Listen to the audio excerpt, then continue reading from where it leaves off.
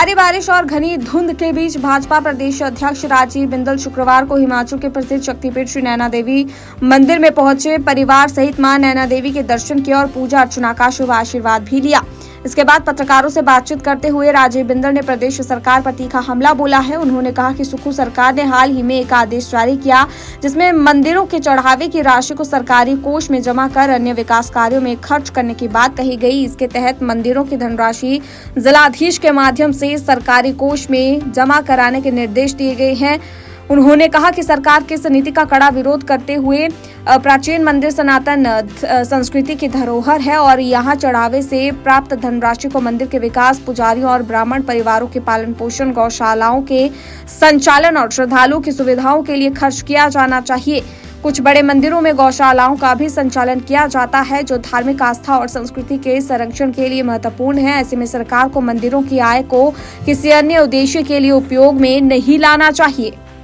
विषय माननीय मुख्यमंत्री श्री सुखविंदर सिंह सुक्खू जी ने एक पत्र निकाला है कि मंदिरों का जो चढ़ावा है वो सरकारी कोष के माध्यम से अन्य प्रकार के विकास कार्यों में व्यय किया जाए और उस हेतु जो हमारे मंदिर हैं उनकी धनराशि वो माननीय जिलाधीश महोदय सरकारी कोष में जमा कराने हेतु उनको आदेश दिए गए हैं।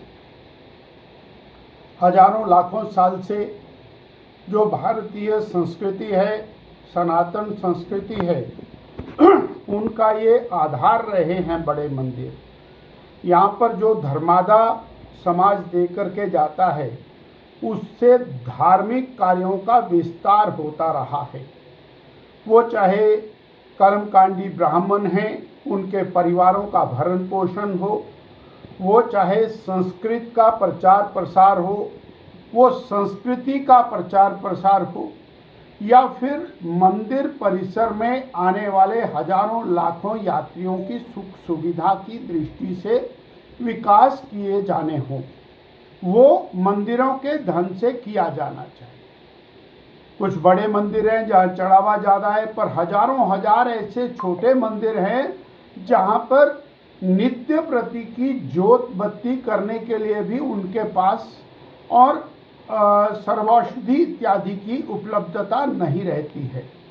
वो भी इन बड़े मंदिरों के माध्यम से दिया जाना चाहिए और इस प्रकार की नियमावली हिमाचल प्रदेश में पहले बनाई जा चुकी है और उस नियमावली के माध्यम से अनेक जो छोटे मंदिर हैं उनका रखरखाव, वहाँ पर घृत हवन सामग्री इत्यादि की व्यवस्था, वहाँ पर काम करने वाला पुजारी संत, उनकी व्यवस्था उसके माध्यम से होती है।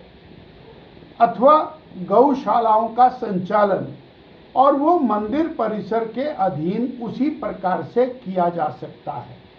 अन्यथा अन्य विकास कार्यों के लिए इन मंदिरों के धन का उपयोग ये कदापि और हिंदू समाज और सनातन संस्कृति के हित में नहीं है। और जो हमारे सनातन के अन्य कार्य हैं उनके लिए वो धनराशि उपयोग में यदि नहीं आएगी तो मंदिरों का रखरखाव और व्यवस्थाएं कमजोर पड़ जाएंगी। इसीलिए नियमावली बनाई है और हमारा आग्रह है मुख्यमंत्री जी से कि मंदिरों की राशि केवल और केवल हमारे और सनातन के धार्मिक अनुष्ठानों, कार्यक्रमों और मंदिरों के विकास रखरखाव में ही व्यय हो, गौशालाओं के लिए हो और कर्मकांडी पुजारी जो संत लोग हैं उनकी व्यवस्था में ही वो व्यय होना चाहिए।